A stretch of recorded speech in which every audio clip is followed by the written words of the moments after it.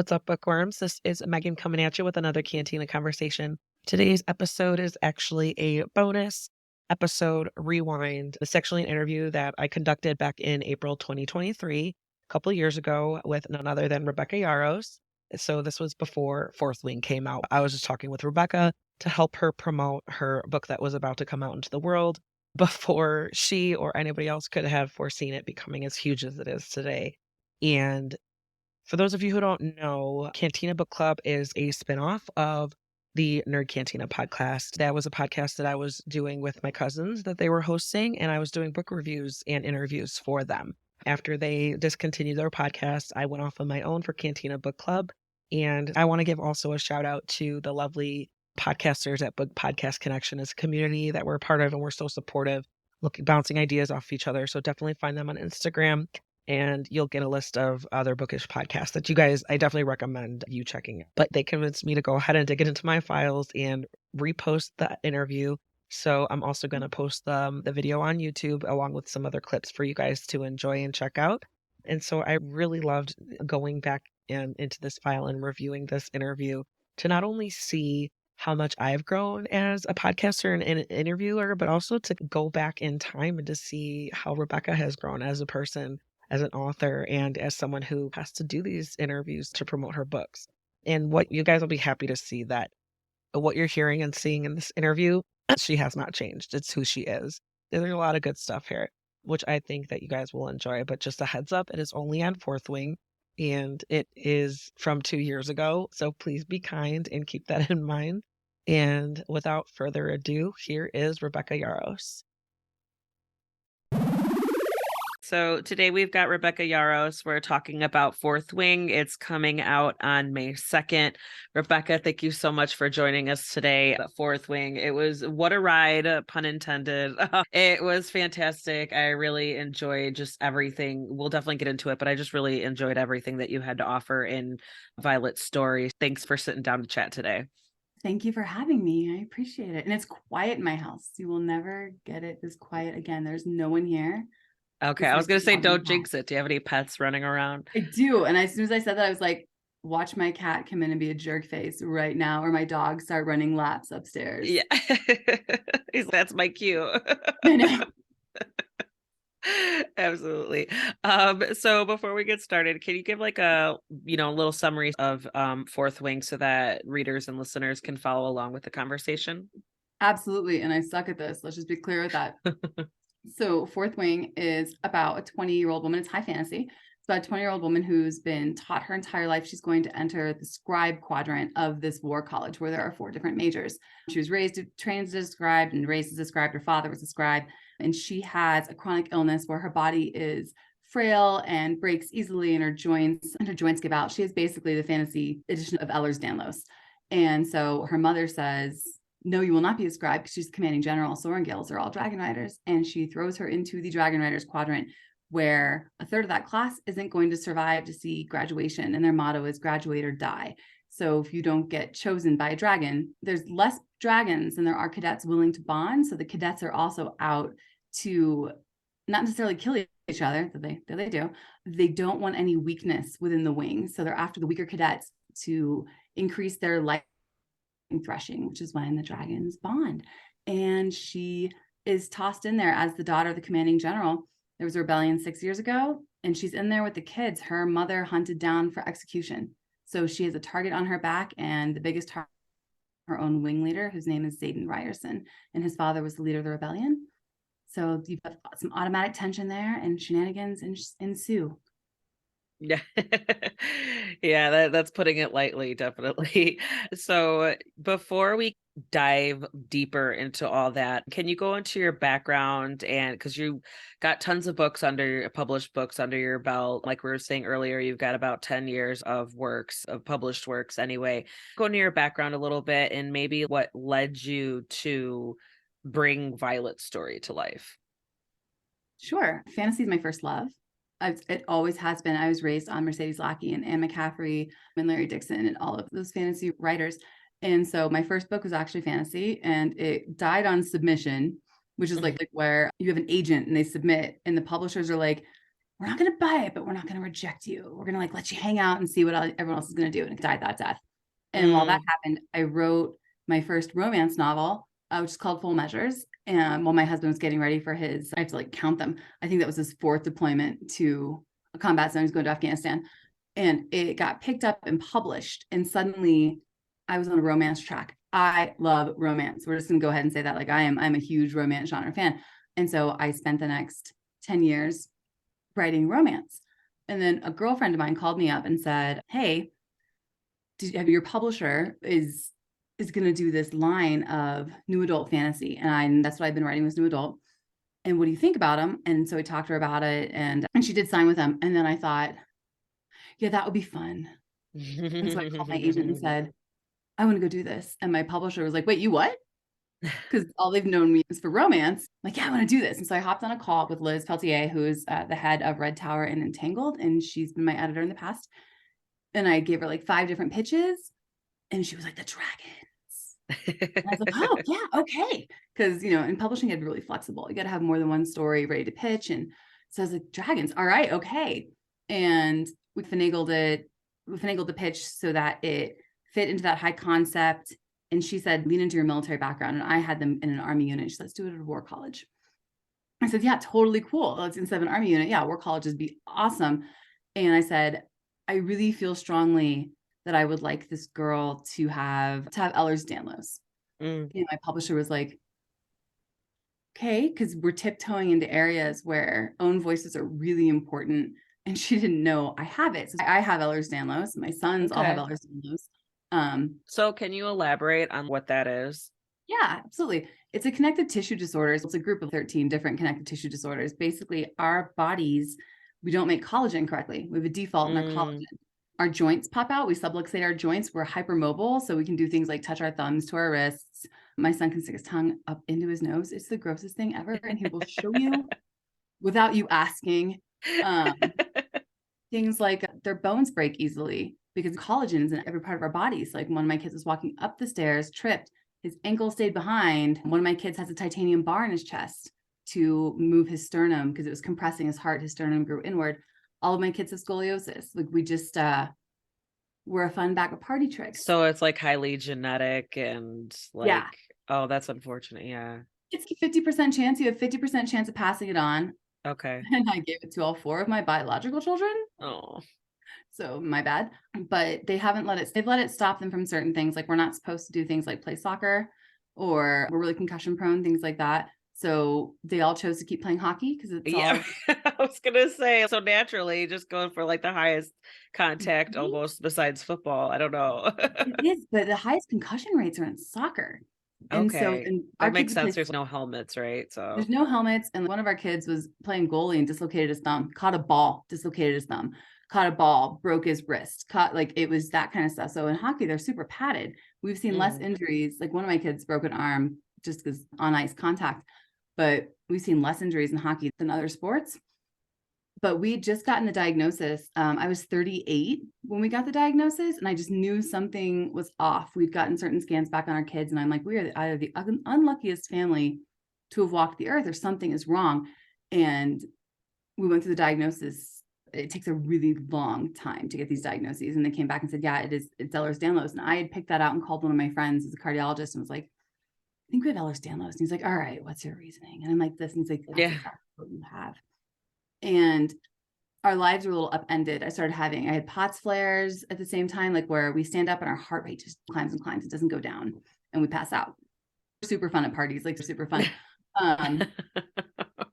But it had debilitated me during the worst POTS flare for about a year, where I couldn't drive and I could barely get off the couch. And I didn't traditionally publish for a year because I couldn't sit down. I didn't have the right medications or the right accommodations. And so writing Violet, it was really important to me because I needed to see a heroine like me, like in fantasy, because we get all these badass heroines and I'm all for badass heroines.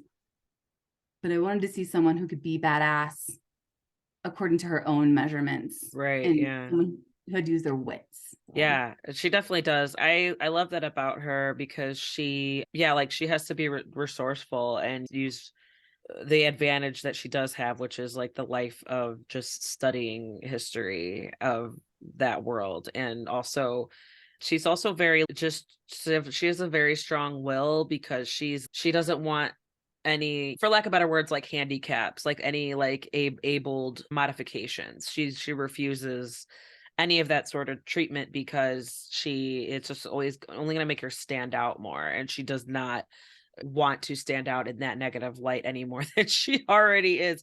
I love that. It just adds that layer and it adds that extra risk. And she just like sticks out. She accepts her fate. Unfortunately, everyone's trying to like help her get out of her position, get out of her situation. There's no use. I just have to do my best and I have to use what I have. And oh, and by the way, there's this guy's gonna want to kill me. Like he hates me. Right. Like, It is. And it's a really fine line between giving her the accommodations she needs to be successful that would be like acceptable in that society, and understanding what makes her a bigger target or what makes her weak, because this is not a friendly society. This is a society where weakness is absolutely hunted down. And it made me very nervous, honestly, to write a character with chronic illness, even though I have it, just because it is such an unfriendly society for it. Do you know what I mean? It's not in our society where these accommodations should be given and should be absolutely expected.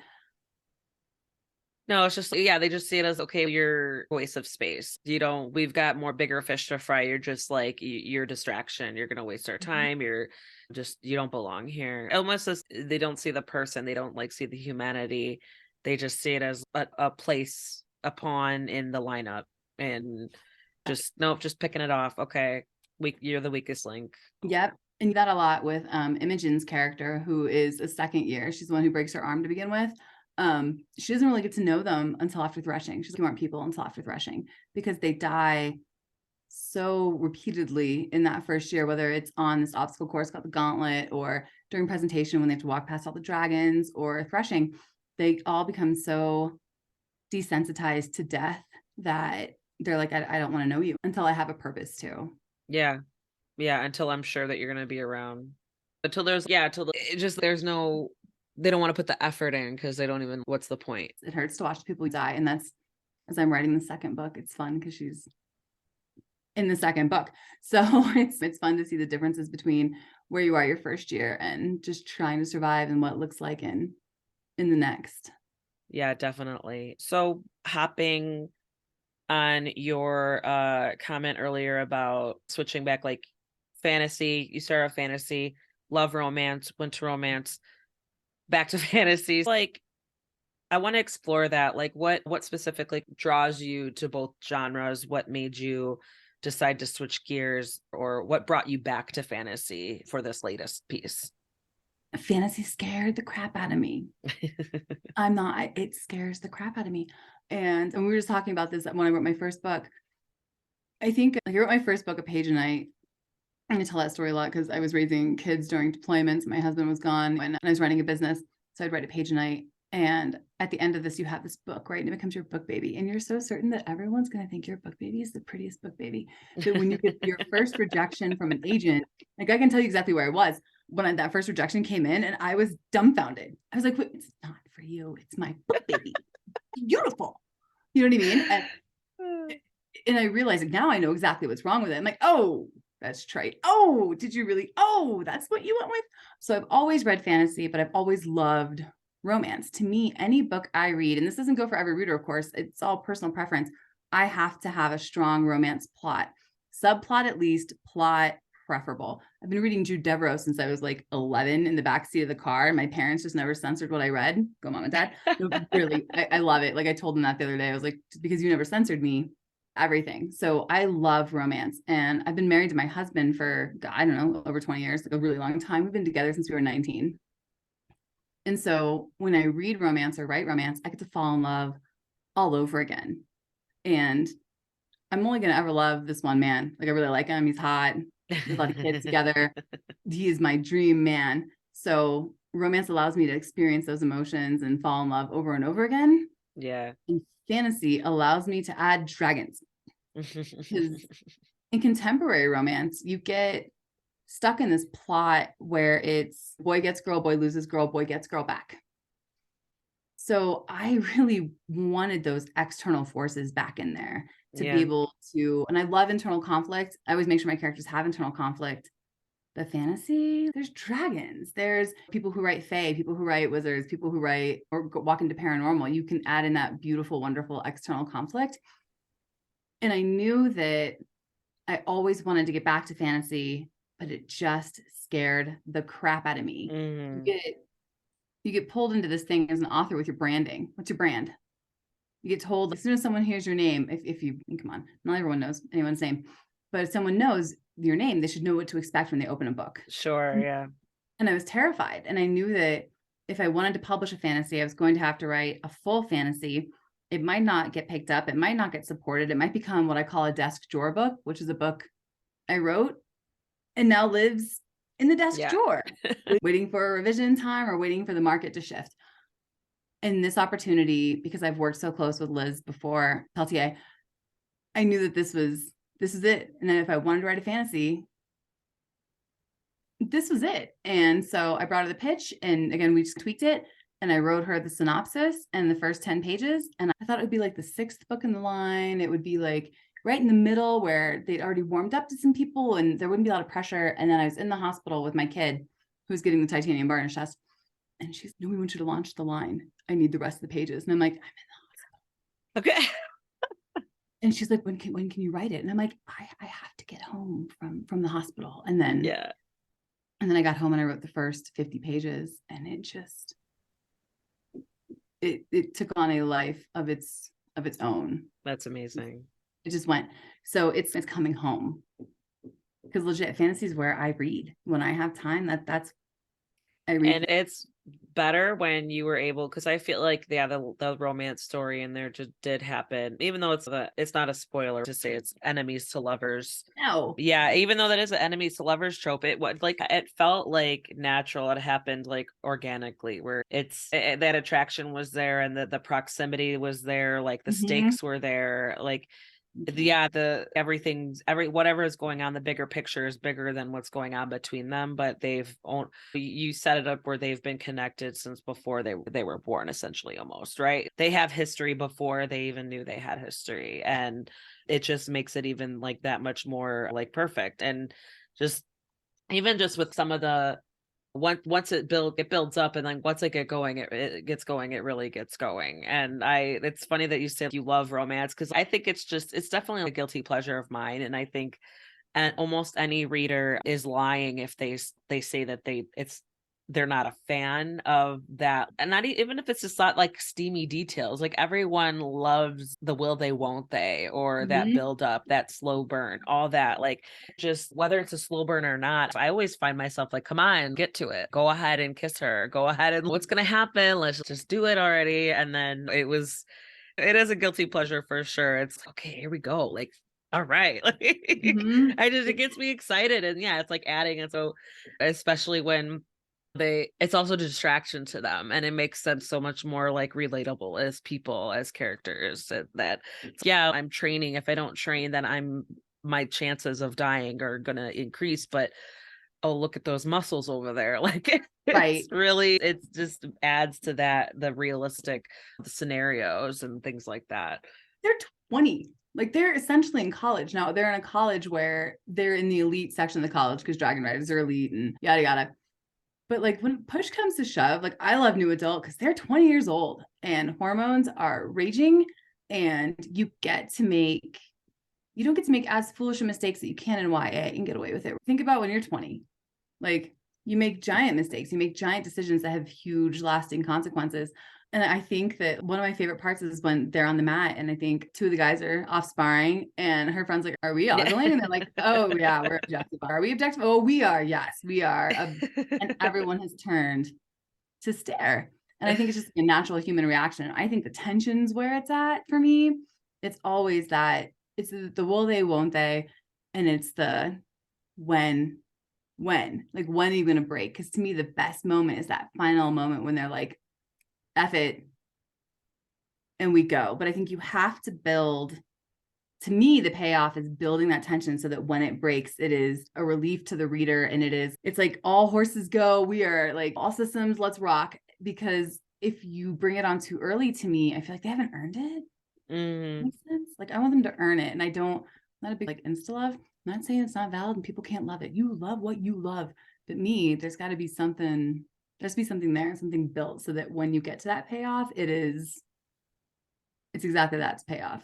Yeah, and there's like an insta love. It does sometimes it works, but yeah, it's just it's a little. It's almost the author has to work a little bit harder to make it believable to make it work. Because I've never believed in love at first sight, at least not until like I gave birth to my children, and I'm like, okay, no, that's that's the closest thing. Because otherwise, I'm just no, like I don't.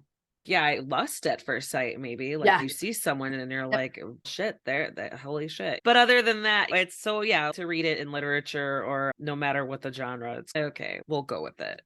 But yeah, with like I agree with you where you have to that build up as frustrating as it could be because you're just like waiting for you're like, come on. But I definitely agree. Like they has to be believable. They have to earn it. They have to like it can't just be so convenient that it's that easy.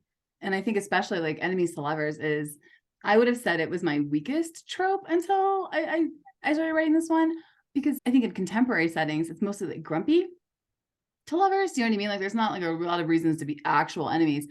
And when you have a fantasy world, it's, oh no, dude, like she killed, her mom killed your dad and your dad killed her brother. And it's not, things are very bad. So I had a ton of fun with it. Let's put it that way. I had a ton of fun with it. Yeah, and also like adding the love triangle almost like where her childhood best friend, like she's, got little butterflies in her stomach for him, like difference in between how they approach that with her. Because Mhm.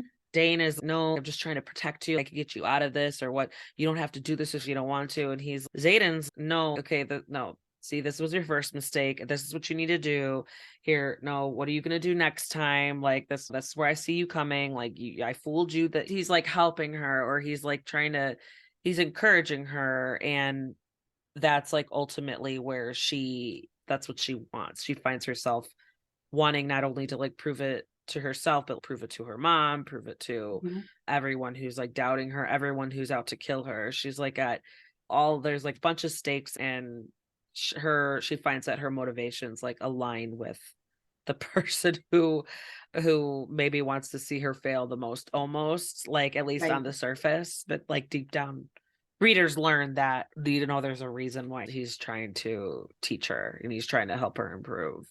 And I think I do love Dane. It's so funny to me because when you go through edits and the process of things that happen with characters, Dane to me is the love you think you want at that age and what you think you've needed. And Dane is so used to having to protect her because they've grown up together and he's a year ahead of her in the quadrant. So they've been apart for a year.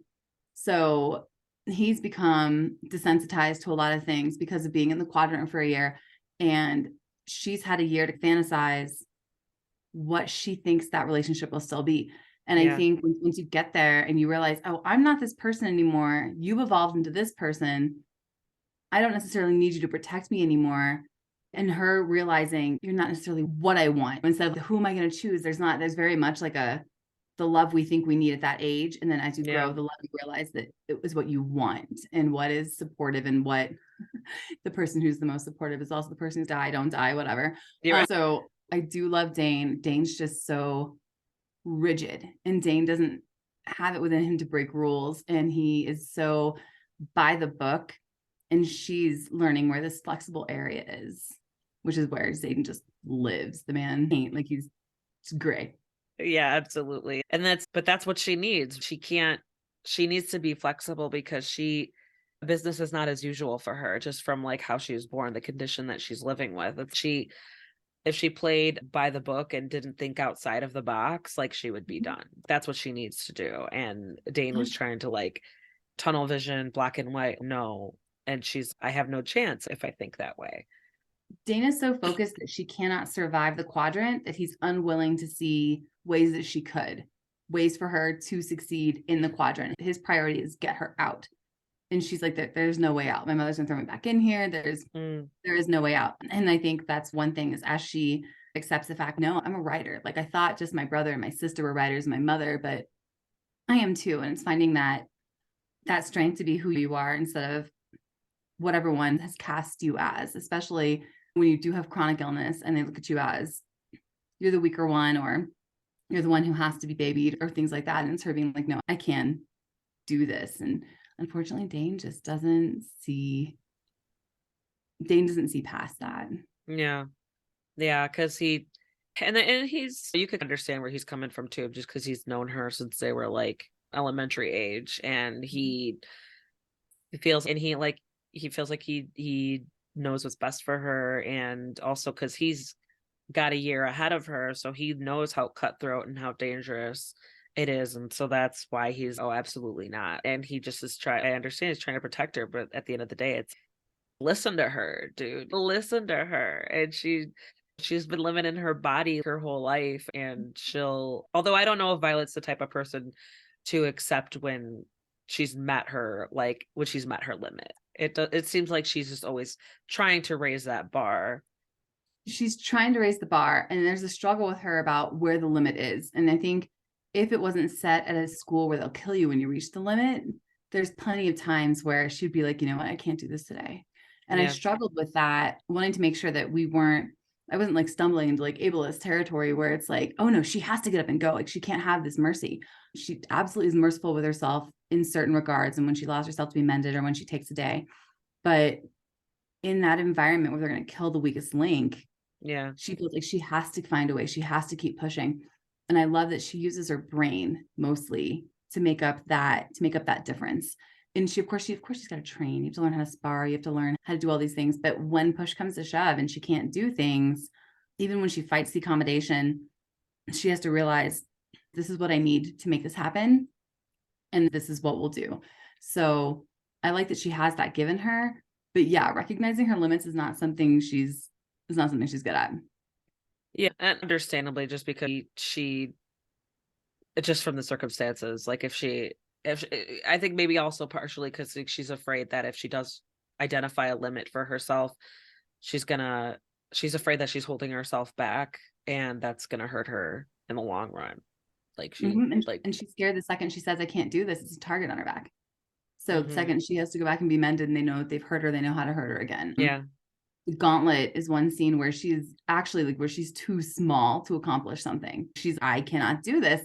And as Dane's, let's get out. Zayden's, figure it out. Yeah. The right way isn't the only, and that's one of his things, is like the right way isn't the only way. And so I like that she has the ability to look and see, I can do this, but she just keeps raising that bar for herself until at some point, it's a series. So at some point you have to learn what that limit is. I know. I'm like so excited about the series, and now I'm like, of course, we'll get into that. But that once you get to the end, I'm just like, oh, of course she did that to us.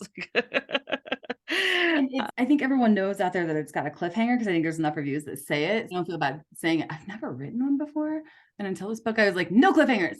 No, we don't do that. It's like everyone I would do duologies or duets, and I'm like, no, if we told one story, we do it. And this one, I was like, nah, dude, it's a cliffhanger. Which is funny, because writing the second book is, I have to write myself out of that corner I just put myself in. Like, that's so amazing. Yep, there you go. You set the expectations a little bit higher with each one, but that's how you challenge yourself. You gotta challenge yourself, try new things, and dig yourself out. No, this second book is, I'm looking at the plot board in my office right now. My husband had to come down and hang a 4-foot by 6-foot whiteboard, because when I started writing the second book, I was like, it's gone awry. Yeah. So go back and move all these scenes. And I guess what people who haven't read it yet, I'm not spoiling, but you have to write yourself out of where you leave yourself, right? You have to think of any major series like Harry Potter. You got to get back to the train station. You got to get back to Hogwarts. You look at the Hunger Games. You're not just thrown back into the arena. You have the tour and the things that happen in the real world. And so writing the second one's been like, what do you mean I can't start at Parapet? Oh, she's done Parapet. Oh, so it's like, it's the logical progression. And the second years, one of my favorite parts is when they're standing there after they've gone through Parapet, which anyone who hasn't read it, is this giant stone bridge that has no railing, of course, and it's very thin, and you have to cross it, because if you can't have balance good enough to cross this bridge across a ravine, you can't walk the back of a dragon and these kids fall off and die like they do. And they're all volunteers, but kids fall off and die before they get across. And once they get across, they're sitting there. And as these dragons come, Danes, like I started to call them Masons again, because they've dug their claws into the stonework. And the first years are in there like quaking in their boots. There are these dragons that are breathing fire. And the second years are like, it's Tuesday. Yeah. That growth that happens between your first and second year, between like, I'm like, yeah, this is, they're Just running the again. day. Yeah. So happen off of the whole war college idea, what kind of, or how you were thinking about doing military branch style versus based on your audience and suggestions that you got, what kind of research was involved? And was there anything that like surprised you the most to find out when you were researching? One thing about my background, which is what my publisher really leaned into heavily, which I had to laugh at, is I'm a military brat. Both my parents are retired officers. My husband has 22 years of active duty service, as 10 of which is an Apache pilot. And the joke was like, as like this book sold on 50 pages, foreign rights everywhere. And I'm like, my publisher calls me a pessimist. We'll just go with that. And I'm like, you guys really buying off of 50 pages? I've never written a fantasy. And it's like, you're betting a marathon runner on the first 100 yards. And I just don't know. But she was like, yeah, she's married to her own dragon rider. I'm like, it's an Apache. It breathes fire. Yeah. My parents, of course, did 20 years. And my grandfather did 30. He was the deputy commanding general of NORAD. And my other grandfather was in as well. So it's all I know. So military terminology is like generations and generations. And it is absolute, just generation upon generation.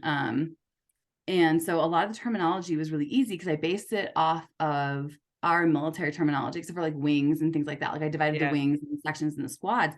It's very much set up like a military battalion with companies and platoons.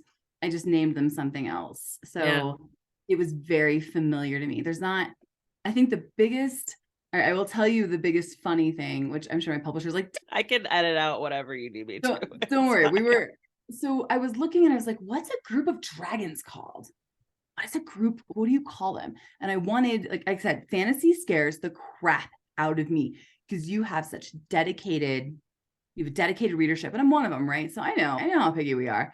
And you got to have your world building's got to be on point, and you can't break the rules of your world. And it's just a very set, right? And the bar is raised. And I'm not saying that romance is easier. It's not. There's a different bar for your world building, for your political intrigue, for what's going on. Yeah. Besides your romance subplot. Scary. So scary. I Googled, what's a group of dragons called? Thinking maybe like in our fantasy fandom, we will come to a consensus so that I can appease. And the first thing I see is thunder. It's called a thunder of dragons. I'm like, how cool is that? Thunder of dragons. No, so it turns out Christopher Paolini, who is Aragon, invented the term. And not only did he invent the term, he went on Twitter and I invented this term and it is mine. And I was like, oh, we are not thunder. So like trademarked that. So it's like fantasy exists in this area. Griffins are adrift. That's just what it is. Like in heraldic times, and it is acknowledged as a drift, and no one owns that. But going back and being like, who decided it was a coven of witches or a coven of vampires? Who decided that? And at what point did we adapt this terminology to be universal? And then who actually owns it? So of course we read. I was like, sorry about that, and we had to change it. But that was the research that caught me up, and my publisher was like, never researched that. I was like, okay, I'm done. I feel as the writer you can almost make up whatever word you want as long as you're consistent with your world. But I guess it can be confusing. I don't know. As long as you're consistent, you can name it whatever you want. It's one reason I love fantasy. And I saw this. Someone was talking about world building. I was on a panel for Comic-Con in Seattle, which is also like mind blowing because I'm a huge Comic-Con geek. My son's a huge cosplayer. I'm like, Comic-Con, and then to be on a panel, hey. And someone was like, building's really important. If you have mountains here, you better have a desert over here. And I'm like, but what if in my world weather patterns are different? Because like it's fantasy. So I feel like limiting ourselves to like earthly constraints is narrow-minded in some ways because it's fantasy. It can be whatever you want. Does that make sense? Like you could have silver, sure, maybe it's an ore, or maybe it comes from something else. It's fantasy as long as you're consistent in naming things. the bigger the book got as I was in edits, like I watched it. It was the most surreal experience I've ever seen because the laydown, which is like how many books get printed and put into bookstores, it kept going up and up. And I'm over here, are you? And at this point, because we wanted to do the sprayed edges, have you seen the sprayed edges? Yes, I have. They're so badass, so cool. Yes. They kill me. But we had to speed up the second part of our editing process, not the first. And so I went to Texas and I moved in with my editor for 3 weeks, and she's the head of the company. And so I'm watching her have all these meetings, and the laydown just keeps increasing. And I'm over here editing. Are you sure? Are you betting the house? Are you positive?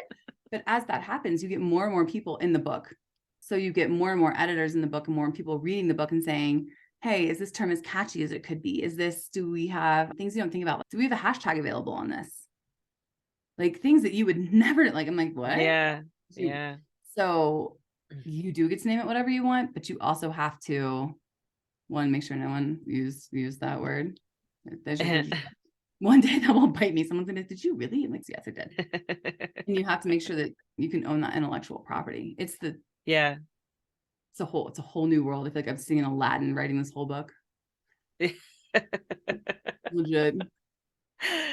Oh gosh, that's so funny that you were, because usually when I ask authors, they're like, oh, I found this little piece of history that really surprised me. And here you are. I was like, I didn't know if I was allowed to use this word. And then I didn't know what word I could use. But Right. yeah, it's even something as simple as that. It totally could stump, because the book rests on a world of the dragons, like the world of dragons. If you don't have the dragons, it's like just another war novel almost. And right. And I love the dragons because they're people. And I love that the dragons, they're their own characters, but they only speak to their own writers. They're very pretentious and they're like giant assholes. Yeah, because they can be. They're like, yeah, so some Violet funny. falls off someone's back. The dragons, you are embarrassing me. Yeah, where You know, it's so funny because first person, and you hear it through Violet's point of view, where I think he said something akin to "for fuck's sake." Yeah, pretty much. And it's things like that, whereas I think my favorite parts were just like the interactions between the dragons and their writers, just because it's a funny dynamic. In the Empyrean, which is the Dragon Society, like the Dragon Council, which is also the name of the series. I'm so glad we nailed that down, because trust me, like, we need series names. I'm like, yeah. The pressure on this one was like, I live in advice. I'm sorry, hold on. The Empyrean doesn't deign to tell humans why they make their decisions. And the first rule of dragonkind is protect dragonkind. I would say they love their writers. They have a very symbiotic relationship with their writers, but also humans. Yeah. They find themselves to be the superior creature, and that's all there is to it. I will say the most research I did was into medieval weaponry for their tales, because I wanted them to have all different tales. Yeah. And to have weapons, and to basically really visually bring it home that these are instruments of war, is what these dragons are. And when I was writing it, I remember writing it thinking like there's a ton of pressure on it from the get-go, from the second they said you were gonna launch the line. And then I remember thinking, she's gonna make me take this out. She's gonna think a dragon with a club tail or a scorpion tail or a morning star tail or which is a medieval weapon. Yeah. I'm gonna get it taken out. And she was like, this is amazing. My dragon tails. So that I do a lot of research into that, and a lot of research into what's appropriate in time. Like they have clocks, so they have clockwork, and they do have bathing chambers. And a lot of people get stuck on fantasy one. It's like, it's a fantasy world. Personally, I can make it whatever I want to. I would like a bathing chamber. It's where I'm at with it. It's also, I think people like when they think of dragons, they think of medieval era. And so it's, you think of what was with that. And it's not, we didn't peg down a timeline. We did for some things. They don't have electricity, but they do have magic that powers things. Like they have pens that you can only power once you have your own signet that can force the ink through. We're still in horse and buggy. We don't have steam engines. We don't have any of those things. So we're not quite medieval. We're a little bit like 1600s, I would say, in there, 1700s. And the best thing about it being a fantasy world is you can create your own things. You can say this has been invented and this hasn't. And I don't have to go according to an earthly timeline because we're not on Earth. Yeah. But yeah, a lot of research into the weaponry. That was probably and what's it called? Oh, and fight scenes. Romance, you're not writing a lot Mm. of fight scenes. So lots of research into fight scenes and sparring and a lot of that. Yeah, I imagine that was really tricky to like get that sequence down too, and like the movements, and yeah, especially if even in fantasy or in romance, it's like even fantasy maybe more likely, but yeah, like hand-to-hand combat, you got to make it believable, you got to make it real. It's yeah, of course there'd be hand-to-hand combat. They're like Right. prepared, they're training for war, they're training They're for any situation possible. they're at a war college. And it's, I think it's especially when they visit the outposts and you can see if you were going to have to do an assault on an outpost, how would you do that? Like, they can't just stand their dragon backs. How do you get there? How do you handle a military unit and things like that? And they're very much like the squads are very much units. And so at least I get to see that a lot from being married to my husband, like how that camaraderie works and how those kind of function in those situations. And there are plenty of times in decision making, especially towards the end of the book, which we won't give away, where I went to my husband and I'm like, would this be an order? Would this be a choice? How would you handle this if you are 20, Yeah. 22 years old, 23 years old, and you have all these kids who are younger than you? How are we handling this? So I'm really lucky that I have a firsthand military source, because I'm not Yeah. like, you're not like, I'm not out there doing push-ups at 5 a.m., but I Yeah, can, right. shout down the hall, like, how does this work? And my husband, and Cute though. I bet that he loves that though, where he's just he could lend his expertise to you, and he's probably like excited. Oh, she's just writing a war college book. Like he's like, well, my time to shine. so my backlist is majority military romance. So majority of it, like my Flight and Glory series, like my first series, is all helicopter pilots going through flight school and things like that. And a lot of that's based on my husband. There's some books that like are things my husband have said, and he always like sneaks into my books. Like, I can't help it. He just does. I wrote one book where I turned around and I was like, I wrote you into a book. This is actually, they wrote you in like on accident. Like, his name is Jason, and that character's name is Jameson. My husband's 6'4", and he's got that very dominant personality and that very self-assured thing. And he always just wiggles himself into those characters, but he has a good time. He reads all of my books. Oh, So that's either at editing wonderful. stage or wherever I feel comfortable giving it to him. And he read Fourth Wing and he was just like, where's the next one? I'm like, Yeah, same, Jason, same. Where's the next one? I'm right. thank you. But unfortunately, that man gets me pacing. So like, I'm pacing and I'm like, I'm in this situation. I Yeah. have to come out of this. And he's like, don't tell me anymore. And I'm Yeah. like, sure. Like, Yeah. Oh yeah, because he wants to not be spoiled too. So he's right. And I'm over yeah. here, but I need to talk this out. But he's phenomenal. And I will say that man quit his military career once mine started going. And he Oh, switched from like Apache pilot dad to minivan stay-at-home dad. And it's incredible yeah. to watch. Like, he's the most supportive guy I could ever possibly ask for. But I'm always more That's awesome. comfortable in military settings. So when it was just going to be a unit, it was what the pitch had been. And she was like, put it at a war college. I was like, oh yeah, sounds good. And I was like, can I kill people?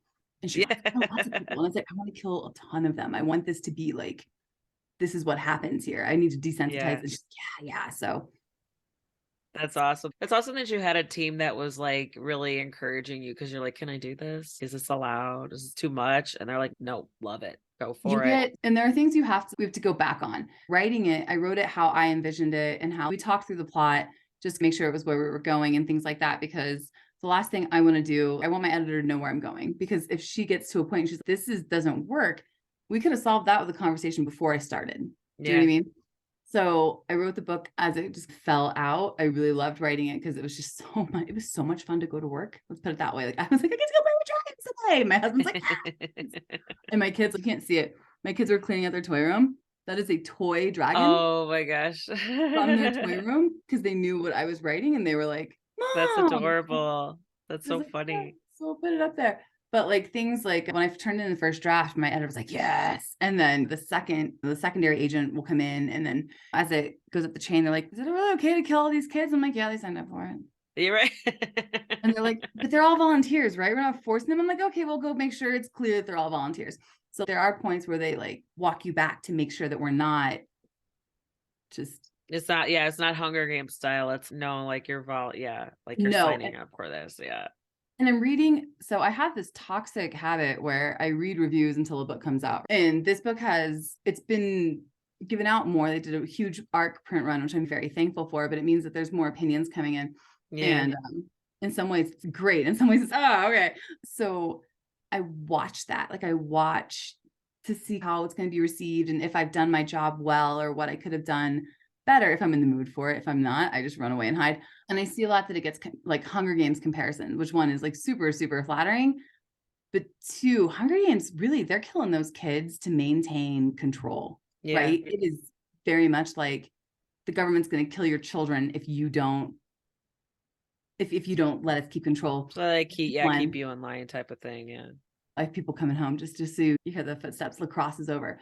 But this one, it's very much, it's a college. And the same thing, I get a lot of divergent stuff. And I'm like, it's a college and there's 4 majors and you choose. You get to college, if you pass the entrance exam, you get to choose which quadrant you want to go into.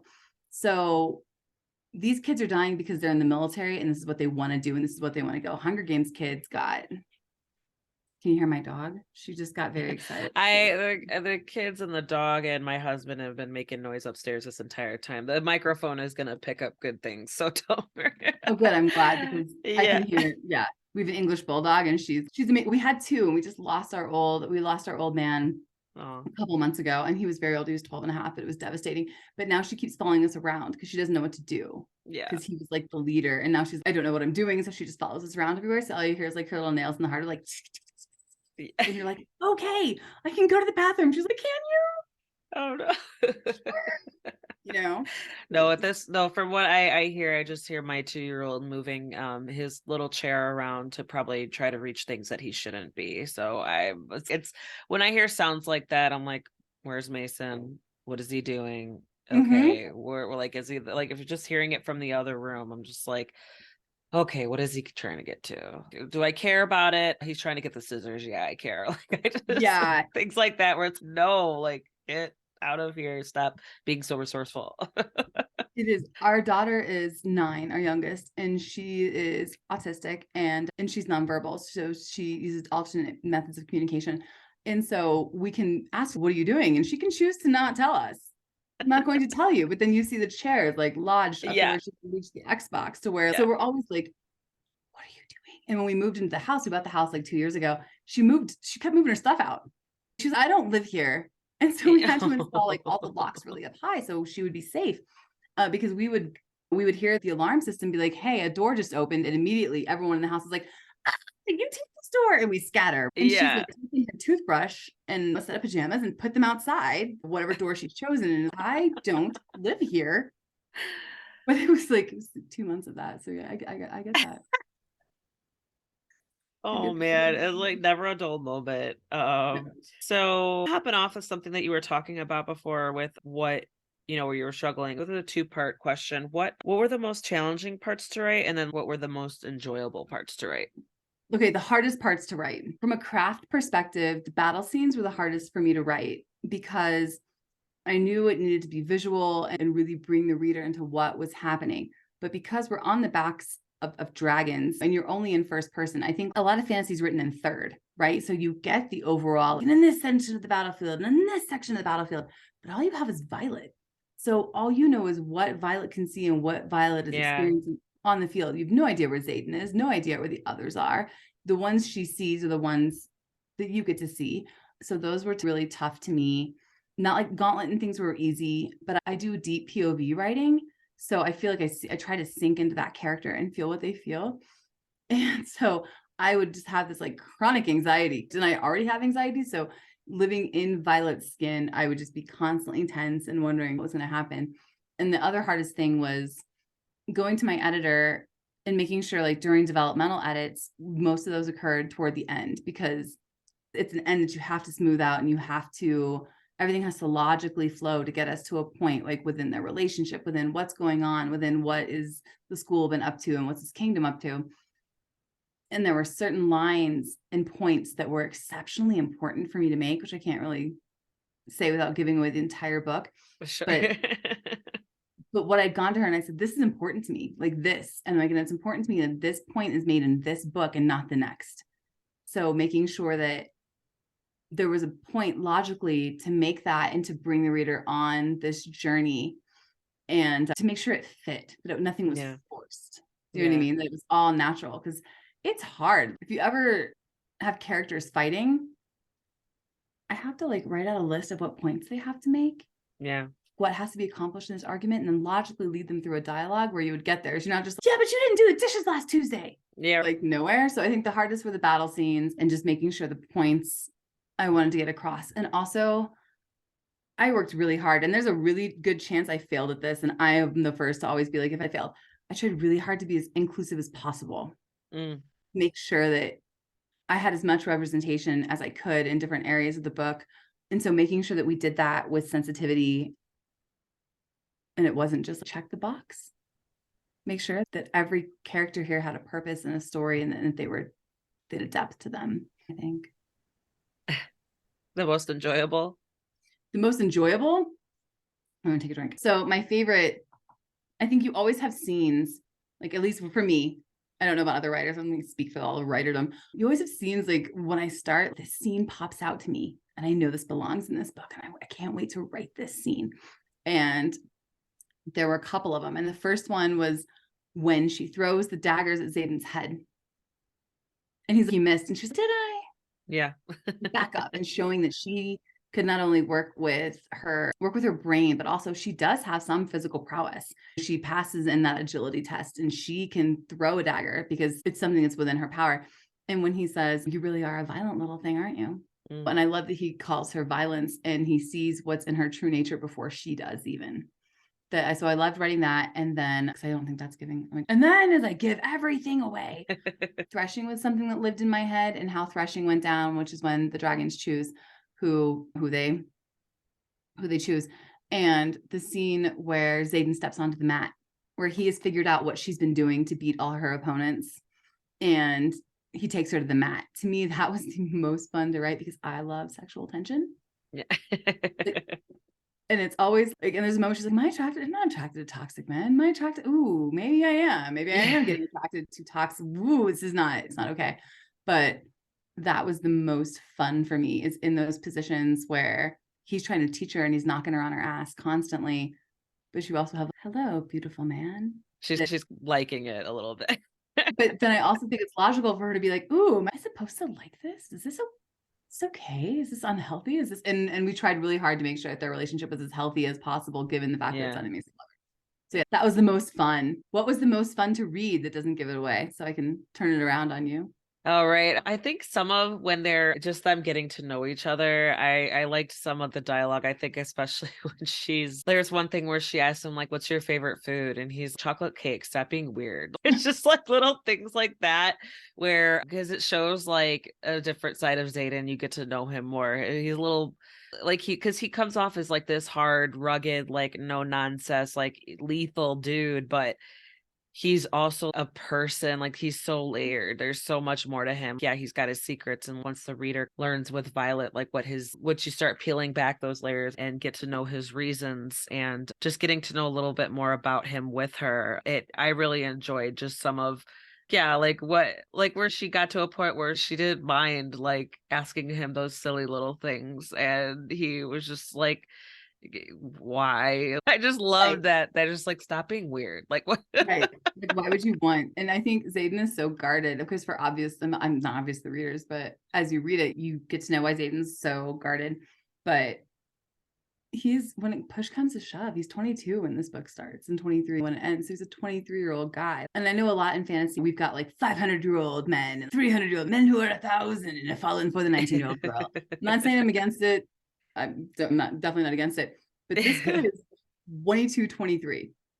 And so you do have those things where when she's, what is your favorite food? Or what is this? He's like, what is your deal? Like, why? And she's like, why wouldn't you want to tell me? But to him, he's so used to people either hating him for what he is or depending on him for what he is, that he's not used to someone getting to know him to get to know him. And I love his emotional maturity. Like you see it, especially like writing book 2 is super fun because you have this guy, I don't know what I'm supposed to do with these feelings. Yeah, I love that. he's super fun, and I'm glad you like those. I always like to fight for the dialogue things. And she's like, we can cut, we cannot cut. Yeah. and the book just gets longer and we look like, where can we cut? And I'm like, you may not take that scene. She's like, we have to keep that scene. So So because I think he's one of those people. So you had me at dragons. Like he's one of those like your agent, your editor who you pitch to, like the Yeah, she's like like, dragons, like really? Dragon? Okay, all right, cool. Like it was like the fourth pitch. Like I was like, get this idea and this idea, which is always funny because I'm like, how do you expect authors to have 5 ideas just randomly? right. Yeah. But we do. We just go to our plot book. Oh, I remember that one Yeah, time I was in the shower and had this idea. We jump around. I think yeah. like, and it comes from the most unlikely. So I wrote an entire book because I got really pissed at Sanditon, like the BBC show. I got so pissed at the ending of the first season of Sanditon that I wrote an entire book, like legit. It's called The Things We'll Leave Unfinished. And I was lucky enough that it got picked up on TikTok this year, went viral and sold out everywhere. And I was like, book is 2 years old. Cool. But what the heck's Right, going yeah. on? So I got so mad at Sanditon. And Fourth Wing, besides the dragons and the forced proximity, which is like where it's at, I was really inspired by current events and by what people are allowed to know. Does that make sense? Like who controls our history books and who controls what's being taught to the next generation, Yes, yeah. and when is it okay to edit things out and when is it not, and when is it, especially because my degree is in history. So I'm a history nerd, and that was just very important to me, going through, not just because it could be just a Dragon Writing Academy book and they're fun and they're super fun, but the overarching meaning of what do we actually allow people to know is what came from current events. You can be watching a documentary and you're like, Yeah. this is great, or this is so. Our brains are written. I'm worst case scenario too, because I'm like, oh, I wonder how that could go wrong. Yeah. And then I write it. Yeah. I'm like, Because it's when you have a war college going on, you can't have war or military without some political like layer in there, because it's just they're so entwined, and the people calling the shots and the implications, and why is this the method that they're teaching these things? Like what are they teaching us? What are they not teaching us? What are they choosing? Things, right. all of that. There's so many implications in that. So it totally makes sense that you added that extra layer, and it just made the book more sophisticated, even if it added one extra 100 pages to Oh it. yeah. Oh yeah. All the time. I'm like, I have to layer that in. And I'm really like, I put a lot of Chekhov's guns, right? The guns on the table, and you got to pull the trigger for plot points. And my editor's like, the first draft, she's like, you pulled every trigger. It's like, on the table. She's like, no, we got to save them for like books 2 and 3. And it's like, oh, Yeah, okay. right. Yeah. That's cool. That's fine. But whenever I edit, like I turned the book in at 154,000 words, which is like usually write like 130 in contemporary, because I usually write really twisty, emotional, screw you up kind of books. And this one, as I go through edits, I just keep adding. I don't think I'm taking out. I'm like, oh, I need an emotional beat here. Oh, this is where I layer in here. Oh, this is where this character needs to stand out. So we have this depth in this backstory. Oh, this is how, and so it just keeps growing. And the second book is longer. I'm not even done with it yet, but I told my editor, I was like, it's longer. And she's like, how long? And I'm like, I don't know. I'm going to give it to you, and you're going to just decide what goes in and what doesn't with it. I'm already gonna forgive you. It's okay. I just want it. I always look at like other fantasy authors and how it's debut, second book, third book. I'm Yeah, like, right. okay, I'm on track. I'm on track. It's proportionate. You're Even like pushing the Aragon. envelope a little with each release. You're like, how much can I get away with? Like, you're I gonna let me. honestly just write the story as I see it and what I think needs to be happening. And to me, I don't write a scene that doesn't need to be there. If I put that scene in there, there's a reason. And it's not just because what are our characters doing right now? Let's talk about them going to breakfast or things like that. Like to me, each scene has to move either the relationship along, the plot along, or whatever we're doing. And I remember I wrote The Last Letter, which is like one of my first longer books, and I turned it in, and it's the same publisher. I've been with him forever. Was like, this book is so long, and I'm like, it is what it is. And then my agent was like, it's so long, and I'm like, okay. They're like, it has to go on shelf space because you buy shelf space. I didn't know that. I didn't know that. Okay. You purchase shelf space, and so the thickness of your book takes up a certain amount of shelf of space on that shelf. And then they both read it in a night, and they were like, there's nothing you can cut. I'm like, I know that. You're right. I wasn't trying to just be like, here's a long book for the sake of long book. No, it is purpose. In the second book, I think the first book has such a large cast. Like it really does. But when you think about going back into a second year, now you have the first years. So you need like more characters because you got to like up the ante, right? You can't. You got to add new levels of interest because otherwise, not all readers want to. I would be fine if it was the same characters, but that's like the reason why you got to keep things interesting. You got to keep adding new scenarios, new elements to, because it's like we're already past that. Now, Yeah. what's the next step up? Yeah. And I struggled. I'm probably much like the Tom Holland of authors over here. My publisher's stop it. I wrote the first 95,000 words of the second one, and I've never had a book go in hardback before, let alone have so many people reading it and being like, this is this. And I'm like, I'm just in my basement reading. Literally, I'm in the basement. I always tell my husband, there's a troll in the dungeon, because it's like where I'm at. But I came back into the second book and I immediately was like, you have to up your stakes. If you don't up your stakes, like it's no fun reading. But also, you can't really repeat Parapet. Yeah. It doesn't scare her. She's dancing across it. Yeah. Toward the end. You can't repeat threshing. You can't repeat presentation. You've already established that the second years aren't as scared. They're more settled in. They're more, so you get more like a psychological aspect where it's like, how do you still have friends there knowing that they're going to go, and knowing now what Violet does and what's going on with the school and how that takes more of the precedence, because first year they flat out tell you most of the first years, that's where your highest risk of dying is. And so you have to look at it and be like, all right, how am I going to not kill these people, but also kill these people, but also not? So it's been super fun to develop the world, I think is the best way to put it. Like you have to push yourself to get a little more creative with it too. You have to be more creative, and you have to think like what's creative and what's logic, right? So like logically, unless you're going to, and we're in first person. So unless you're going to hop into a first year's head and you're just going to repeat what you've already done, no one wants to do that. You have other obstacles coming. So for knowing what she knows, and I can tell you this, I don't think it's for knowing what she knows, you have an obstacle of, we're going to kill you for what you know. Yeah. And there's a line in the second book that's, secrets aren't really good leverage because people who hold them die and lose their leverage. So you immediately have an upped ante, but the world is just so much bigger in the second book that it's hard to not be like, by the way, it's this. So you're just like, surprise, it's okay. Like it is, and it's fun. And things like people who hate certain characters or will hate certain characters by the end, it's so funny to me because I already know where that character's going. Yeah. And I'm like, just give him a second. Just hold up. Let's give the man a second. As I like say, it's a boy. But it is super fun. I will say that it is super fun to go to work every single day getting to write dragons. And I still write contemporary. So I write for Montlake as well. So I will always write contemporary because no matter what, I will always be in some situation where I get an idea.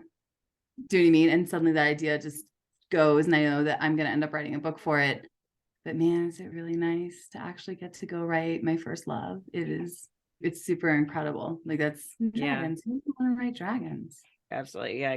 Because I'm just like, look at it's hanging out on my desk here. And that's why I hope my husband gets around to reading it. So then okay, like we could talk about it. I hope so. I always wonder because it's romantasy is what they call it. That's the new catchphrase, right? Romantasy, which is like romantic fantasy.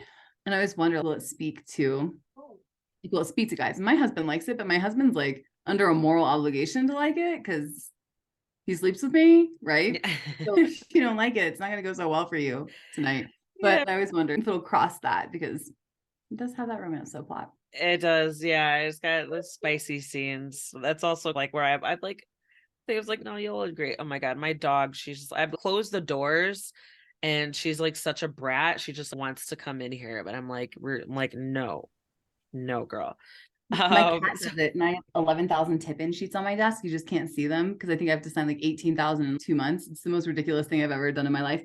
But my cat keeps trying to come in, and I'm like, no, because I could just see like all the piles. Oh no, yeah. Oh gosh, yeah. That's like just a little ticket time I'm waiting to happen. So just a couple more questions before we wrap up here. That our time flew by so quickly. Sorry, I'm a talker. No, it's okay. I love it. I feel like we could just go down so many rabbit holes here. So what advice would you give to Violet? What advice would you give to Xaden? At what stage in the book? They're different people. And if they're not different people by the end of the book, you didn't do your job. Yeah, I would say How about the end? Because maybe try your best to be spoiler free. Because I know if they listened to you at the beginning of the book, there'd be no book. At the end of the book, I think my biggest advice for her going into book 2 would probably be hold on to your humanity as long as possible, and into, without giving away like what happens at the end of the book, give the man a break. I would probably tell her there's a fine line between self-preservation and self-destruction when it comes to her relationship with Xaden, and things that happen in the end that throw a giant, wrench into that relationship. So yeah, I would say that Xaden, I would say therapy is an amazing thing. Like therapy, that the man has some trauma. He just has some trauma, and he doesn't know how to let someone love him, and he doesn't know how to handle the feeling of actually being loved. And so it's fun in the second book to watch him just make mistakes where you're like, dude, you wouldn't have done this last year. And I think there's times where she says that, like, you've never done this. And he's like, I didn't love you before. I had a problem. For him, my best advice to him would be,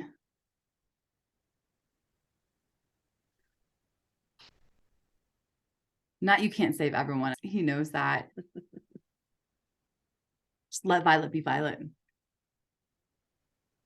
This is probably what would get him out of so much of what is going on right now, is let Violet be Violet, and maybe stop withholding information, whether it's like accidental or intentional. Like, just sit down and have a conversation. Yeah. It's definitely new territory for him, for sure. It is, and it's super fun to see. And it's, at least for me, it's super fun to watch because, no, I can't wait. Like I said, like I loved watching him step out of his comfort zone a little bit and being caught off guard. I loved it. Yeah, he's dragged there. Let's put it that way. Like, he gets dragged where he's, I know. And it's fun to watch them make mistakes. And I think she's like, Violet's kind of flawless in the first one, not like perfect, but like her decision making is always sound, and she never makes the stupid, she never makes the typical heroine mistakes that you see where you're like, no, dude. And in the second one, there's mistakes that are made because there just are. So it's really fun to watch them find their way. So yeah, absolutely. But if I could tell them that, we wouldn't have a book. Let's just be honest. Like, sit down and be like, if you guys would just have a conversation. You're right. And I'd be like, tension is solved by chapter 2. You could avoid all of this. And now, right? And my editor would be like, why is this book about them going for ice cream? But do you know what I mean? Like, why does anything happen? Oh, because they had a super healthy discussion, and everything's out in the air, and they're on the same page, and we're ready to go. And they're 23, or she's 20, or she's 21 in the next book, and he's 23. Yeah. Oh my gosh. I love it. I can't wait. Rebecca Yarros, where can readers and listeners find you online and on social media? Dude, I'm everywhere because they make me legit. Like, I'm a huge actual introvert. So social media is as much as you're gonna get me. So I'm at RebeccaYarros.com, which is a really easy way to find links to my Facebook, my Instagram. I have a reader group on Facebook called the Fly Girls, which is poetic now because I wrote about helicopter pilots and now dragon riders. I am on TikTok, but I mostly use it for cat videos.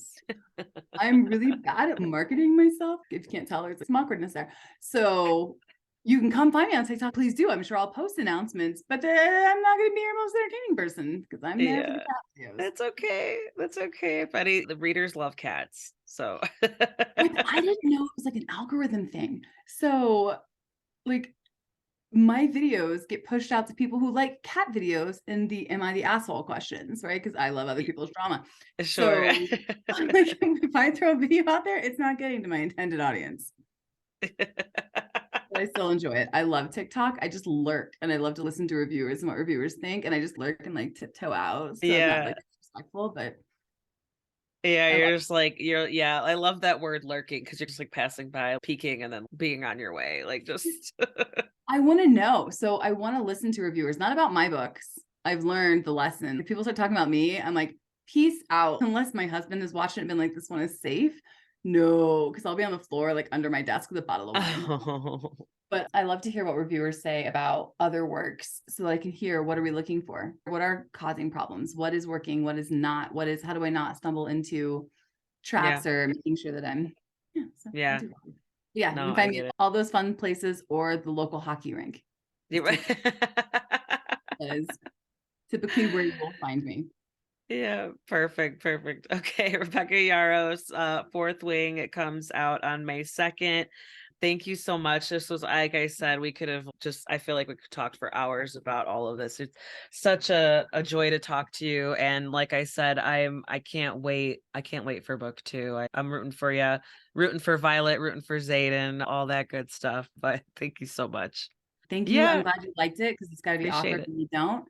Yeah. So that made me feel better. You filled my love tank for the day. I appreciate it. Oh, and So I will tell you, since we're off, the biggest when I wrote, because I wrote the first line I wrote was a dragon without their rider is a tragedy. A rider without their dragon is dead. They knew that would set the tone. That was what I wanted. And as I finished the first 50 pages, the next line that I wrote that I knew would go into the book was, "It only takes one desperate generation to erase history." That was yeah, the biggest. So when you're like, what was your favorite part? It was me. I was like, that was what had to. That was the line yeah. that had to get And in there. that does give away like a good, or that does foreshadow like a big plot point. So I didn't want to be like, actually, I wanted to drive it home. Stop editing our history books. That's being a historian. So, and it's funny, like some of the reviews will come in, it's all right with that. And I was like, the whole thing is about stop erasing our history books. But okay, all right. Well, like, yeah, it's the military. Sorry, they're killing people. But yeah. Absolutely. I appreciate it. Thank you so much. Thanks for having me and chatting with me. I just Yeah. took an hour and a half of your day. There you go. That was the bonus episode rewind interview with Rebecca Yarros from April 2023, a couple years ago, talking about Fourth Wing before the book even came out and before it has exploded into the series that we all know and love today. Rate, review, subscribe. Please find Cantina Book Club online and on social media as well. If you need book recommendations, check out cantinabookclub.com. I'm always posting reviews up there from all types of genres. Whether you like romance, historical fiction, nonfiction, and memoirs, thriller and suspense, there'll be a recommendation for you guys, whatever you're looking for. And if you do enjoy a book and the author, do give them a rating and a review on either like Amazon or Goodreads. It really does help authors out to promote their work so that they can continue making more for readers to enjoy. And as always, thank you guys so much for listening.